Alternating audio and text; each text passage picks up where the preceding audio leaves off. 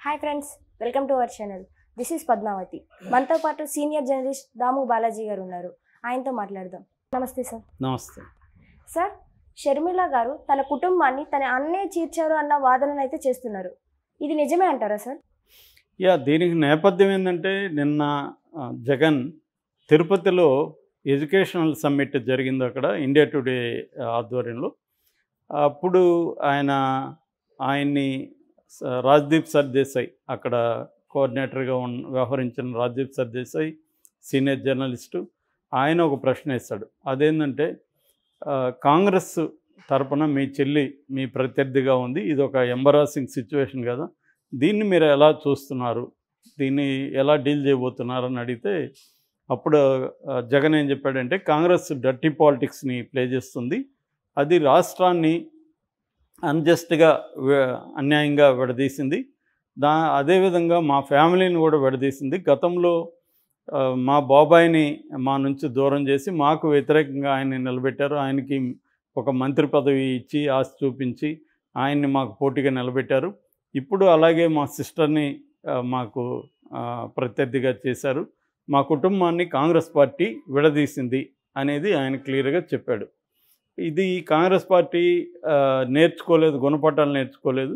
ఏదేమైనా దేవుడు ఉన్నాడు, దేవుడే చూసుకుంటాడు, దేవుడే వాళ్ళకి గుణపాఠం చెప్తాడు అన్న విధంగా ఆయన మాట్లాడాడు.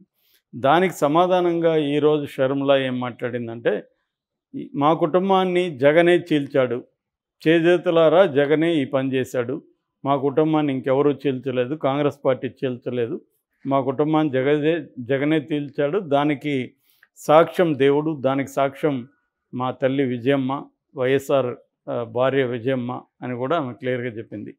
దాంతోపాటు ఆమె ఇంకొన్ని విషయాలు చెప్పింది. అదేంటంటే, నేను జగన్ కోసం 3200 కిలోమీటర్లు పాదయాత్ర చేశాను, నా మంచి చెడులను కూడా ఆపుకొని పక్కన పెట్టి జగన్ ఏమడిగితే అది చేశాను, కానీ జగన్ అధికారంలోకి వచ్చినాక మారిపోయాడు మనిషి, నాకు నష్టం జరిగినప్పటికి కూడా రాష్ట్రానికి మంచి జరిగితే చాలని నేను సైలెంట్గా ఉన్నాను, కానీ రాష్ట్రానికి అన్యాయం చేస్తుంటే సహించలేక ఇప్పుడు నేను కాంగ్రెస్ పార్టీలోకి వచ్చాను. సో వీళ్ళు 10 ఏళ్ళుగా పరిపాలిస్తున్నారు ఇద్దరు, చంద్రబాబు కానీ జగన్ కానీ. వీళ్ళిద్దరూ కూడా ప్రత్యేక హోదా కోసం పోరాడలేదు, ప్రత్యేక హోదా కోసం బీజేపీని మెడలు వంచలేదు, అందువల్ల రాష్ట్రం ఈ అధోగతిలో ఉంది. ఇది పక్కన పెట్టి కాంగ్రెస్ పార్టీ మీద దుమ్మెత్తిపోస్తున్నారు, కాంగ్రెస్ పార్టీ కుటుంబాలను చీలుస్తుందంటున్నారు. కాంగ్రెస్ పార్టీ చీల్చలేదు, జగన్నే చీల్చాడు అనేది ఆమె క్లియర్గా, అసలు ఏమాత్రం తడబాటు లేకుండా చాలా స్పష్టంగా చెప్పింది.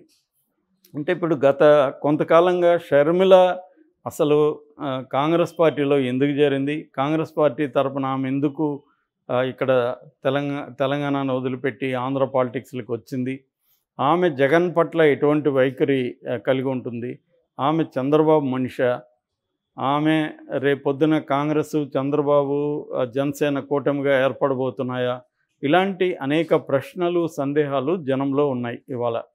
కానీ ఇప్పటి వరకు మనం షర్మిల జర్నీ చూస్తే ఈ 3 రోజులుగా షర్మిల క్లియర్గా తన టార్గెట్ వైసీపీ, తన టార్గెట్ జగనే అనేది క్లియర్గా చెప్తుంది. పైకి చంద్రబాబు పేరు 1-2 సార్లు ఎత్తినా కూడా ఆమె ఫోకస్ అంతా కూడా జగన్ మీద ఉంది. నిజానికి బీజేపీతో కుమ్మక్క కాని పార్టీ ఏది కూడా ఆంధ్రప్రదేశ్లో లేదు. ఇటు వైసీపీ కుమ్మక్కైంది, తెలుగుదేశం కుమ్మక్కైంది, జనసేన కూడా కుమ్మక్కైంది. ఆమె జనసేన పేరు ఎక్కడ ఎత్తట్లే, పవన్ కళ్యాణ్ పేరు ఎత్తట్లేదు. నిజానికి పవన్ కళ్యాణ్ కూడా బీజేపీని విమర్శించాలి. ఇట్లా ఇప్పుడు విశాఖ ఉక్కు ప్రైవేటు పరం అవుతుంటే జగన్నే తిడతారు చంద్రబాబు జనసేన. తర్వాత అక్కడ రైల్వే జోన్ రాకపోతే జగన్నే తిడతారు.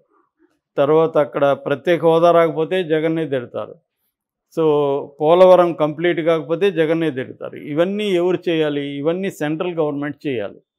సెంట్రల్ గవర్నమెంట్ని వీళ్ళిద్దరూ ప్రశ్నించరు, ఎవరు చంద్రబాబు కానీ పవన్ కళ్యాణ్ కానీ. ప్రశ్నించేదంతా జగన్నే చేస్తారు. పెట్రోల్ రేటు పెరిగితే జగన్నే విమర్శిస్తారు. పెట్రోల్ రేట్ అనేది కూడా కేంద్ర ప్రభుత్వ అధీనంలో ఉంటుంది. ఇలాగా వీళ్ళు కూడా ఇటు చంద్రబాబు కానీ ఇటు పవన్ కళ్యాణ్ కానీ బీజేపీని పల్లెత్తు మాట అనట్లేదు. పైగా బీజేపీతో పొత్తు పెట్టుకోవడానికి తహతహలాడుతున్నారు. మరి ఈమె ఇటు ఇటు పవన్ కళ్యాణ్ని ఇటు చంద్రబాబుని ఎందుకు విమర్శించట్లేదు? ఎందుకు జగన్ మీదే ఫోకస్ పెడుతుంది అంటే వైసీపీ వాళ్ళు చెప్తున్నది ఏమంటే ఈమె చంద్రబాబు కోవట్టు, చంద్రబాబు ఈమెని కాంగ్రెస్లోకి చేర్పించాడు, కాంగ్రెస్ అధిష్టానంతో కూడా చంద్రబాబు మాట్లాడాడు, ఇదంతా కూడా చంద్రబాబు డీకే శివకుమార్ కలిసి ప్లాన్ చేస్తారు. సో వీళ్ళ ప్లాన్ ప్రకారమే ఈమె రంగంలోకి దిగింది. కాబట్టి ఈమె టార్గెట్ అంతా జగన్నే చేసుకుంటుంది, మెల్లమెల్లగా కుటుంబ వ్యవహారాలను కూడా బయటకు తీస్తుంది. ఇప్పుడు కొత్తగా వాళ్ళ అమ్మను కూడా రంగంలోకి దించింది, మా కుటుంబాన్ని చీల్చింది జగనేని.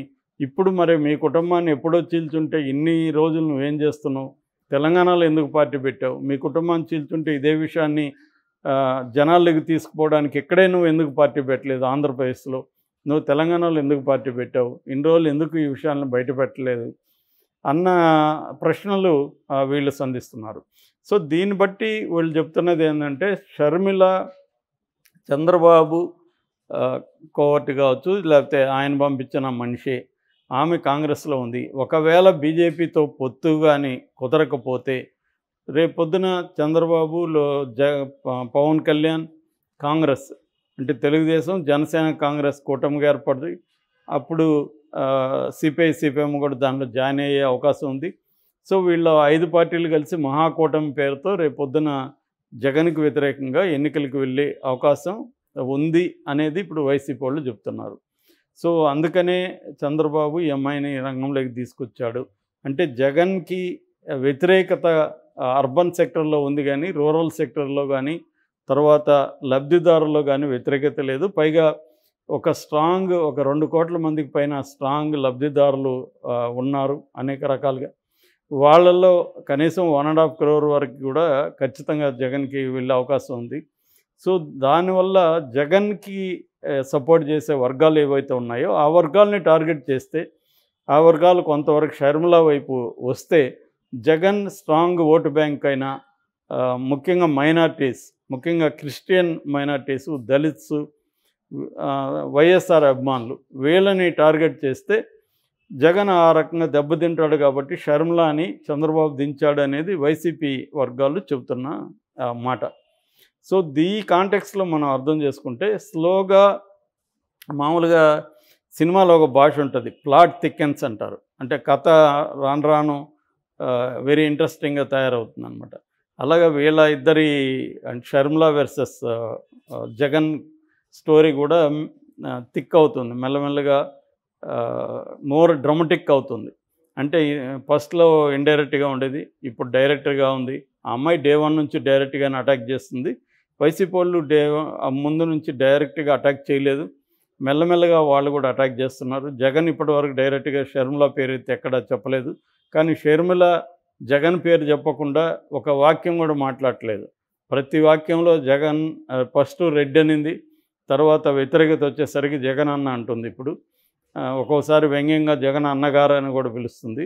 ఏదేమైనా ఆమె జగన్ పేరు లేకుండా ఒక వాక్యం కూడా మాట్లాడట్లేదు. అంటే కంప్లీట్ ఫోకస్ అంతా ఆంధ్రప్రదేశ్ రాష్ట్రం నాశనం అయిపోవడానికి జగనే కారణం అన్న ఒక నెరేటివ్, అది ఆల్రెడీ తెలుగుదేశం వాళ్ళు జనసేన వాళ్ళు మాట్లాడుతున్న నెరేటివే. దాన్ని ఈమె ఇప్పుడు ప్లేట్ మార్చింది. ఈమెం మారుస్తుందంటే కంప్లీట్గా బీజేపీ మీద తోసేస్తుంది నెపమంతా. బీజేపీతో జగన్ కుమ్మక్కు కావడం వల్లే ఈ ఘోరం జరిగిందనేది ఈ నెరేటివ్ని ఆమె జనంలోకి తీసుకెళ్తుంది. సో ఇది చూసినప్పుడు ఏమవుతుందంటే బీజేపీ తెలుగుదేశం వైపు రావట్లేదు అనేది అనిపిస్తుంది. మనం కానీ గమనిస్తే తెలుగుదేశాన్ని సపోర్ట్ చేసే మీడియా, ముఖ్యంగా రాధాకృష్ణ కూడా ఏం రాశాడు, బీజేపీ బ్లాక్మెయిల్ చేస్తుంది, బెదిరిస్తుంది చంద్రబాబుని, బలవంతంగా పొత్తు పెట్టుకునే విధంగా చంద్రబాబు వేరే మార్గం లేకుండా చంద్రబాబుకి చేస్తుంది బీజేపీ అనేది కూడా ఆయన కొత్త పలికలో రాశాడు. అంటే తెలుగుదేశానికి బీజేపీతో వెళ్ళడానికి ఇంట్రెస్ట్ లేదు, కానీ వాళ్ళు ఫోర్స్ చేస్తున్నారు కాబట్టి పెట్టుకోక తప్పదు అన్న ఒక నెరేటివ్ని రాధాకృష్ణ బిల్డప్ చేశాడు. సో ఈ కాంటెక్స్ట్లో కాంగ్రెస్తో బీజేపీ లేనప్పుడు వీళ్ళకి ఒక నేషనల్ లెవెల్లో ఒక పార్టీ అవసరం. రెండోది ఇక్కడ ఓట్లు ఏమాత్రం చీలినా కూడా ఆ మేరకి హెల్ప్ అవుతుంది అనేది. 1% 2% చీలినా కూడా అది ఇంపార్టెంటే. ఎందుకంటే 2014లో 2% లోపలే చంద్రబాబు గెలిచాడు. కాబట్టి రేపొద్దున కూడా 2% లోపలే జగన్ గెలవచ్చు మనం కానీ కేర్లెస్గా ఉంటాయి. ఇక్కడ అది జరిగింది తెలంగాణలో 2% లోపలే కాంగ్రెస్ గెలిచింది ఇక్కడ. అందుకని 1-2% కూడా ఇంపార్టెంట్ కాబట్టి కాంగ్రెస్కి ఒక 1% ఓట్ల షేర్ ఉంది. దాన్ని ఒక 2-3% పెంచుకోగలిగితే మనం విన్ అవ్వచ్చు అనేది చంద్రబాబు